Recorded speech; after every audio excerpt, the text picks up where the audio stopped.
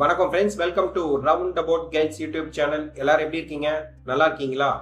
ஒவ்வொரு நாளும் ஒவ்வொரு கோவிலை பத்தி டீட்டெயிலா இந்த சேனல்ல பார்த்துட்டு வரோம். இன்னைக்கு நம்ம பார்க்க போற திருக்கோவில் சேலம் மாவட்டம் சீலநாயக்கன்பட்டி ஊத்துமலை அருள்மிகு பாலசுப்பிரமணியர் திருக்கோவில். இந்த கோவிலை பத்தி டீட்டெயிலா தெரிஞ்சுக்கலாமா? இந்த கோவிலில் சொர்ண விநாயகர், அகஸ்தீஸ்வரர், சதாசிவர், நவக்கிரகங்கள் தனித்தனி சன்னதிகளில் அருள்பாலிக்கிறார்கள். இங்கு வந்து வழிபடுவோருக்கு தொழில் வளம், வியாபார மேன்மையும் உண்டாகும். தமிழ் முனிவர் அகத்தியருக்கும் முருகனுக்கும் சம்பந்தம் அதிகம். அவர் பொதிகை மலைக்கு வந்ததும் தாமிரபரணியை உருவாக்கினார். அதன் பிறகு பொதிகையின் ஒரு பகுதியில் நீர்வீழ்ச்சி ஒன்றை ஒட்டியிருந்த முருகன் கோவிலில் தான் தங்கினார். காலப்போக்கில் அந்த கோவிலே அகத்தியர் கோவில் என பெயர் மாறியது. இங்குதான் அகத்தியம் என்னும் தமிழ் இலக்கண நூலை எழுதினார். பொதிகையில் இருந்து புறப்பட்ட அகத்தியர் தமிழகமெங்கும் சென்றிருக்க வேண்டும்.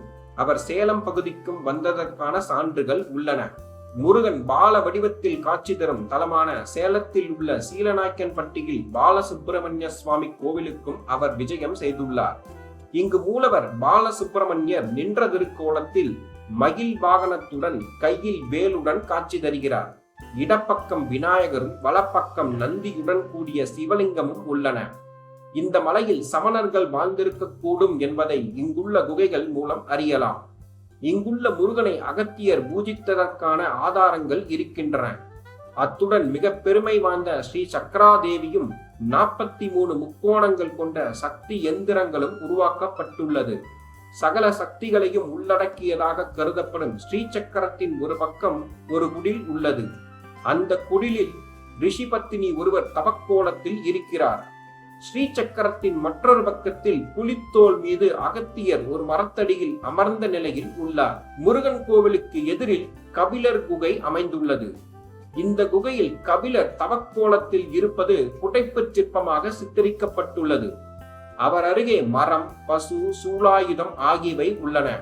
சிவராத்திரி நாட்களில் அதிகாலை வேளையில் அமாவாசை பிறக்கும் சமயத்தில் சப்த ரிஷிகளும் அங்குள்ள சுனை தீர்த்தங்களில் நீராடிவிட்டு சதாசிவமூர்த்திக்கு சப்தரிஷி பூஜை செய்ததாக தலப்புராணம் கூறுகிறது.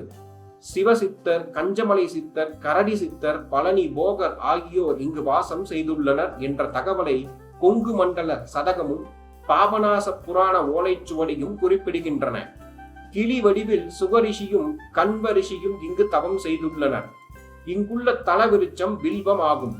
பாலமுகம் கொண்டு வேலும் மயிலும் கொண்டு அன்பர்க்கு அன்பனாய் பக்தர்களின் வினை தீர்ப்பவனாய் அருள்பாலிக்கும் பாலசுப்பிரமணியரையும் ஆதிசக்தியான பால திரிபுர சுந்தரியையும் சக்கராதேவியையும் வணங்கினால் வாழ்வில் நலம் பெறலாம். இக்கோவிலின் மூலவர் பாலசுப்பிரமணியர். தலவிருட்சம் வில்வம். கோவில் திறந்திருக்கும் நேரம் காலை 6 மணி முதல் 11 மணி வரை, மாலை 4 மணி முதல் இரவு 8 மணி வரை திறந்திருக்கும்.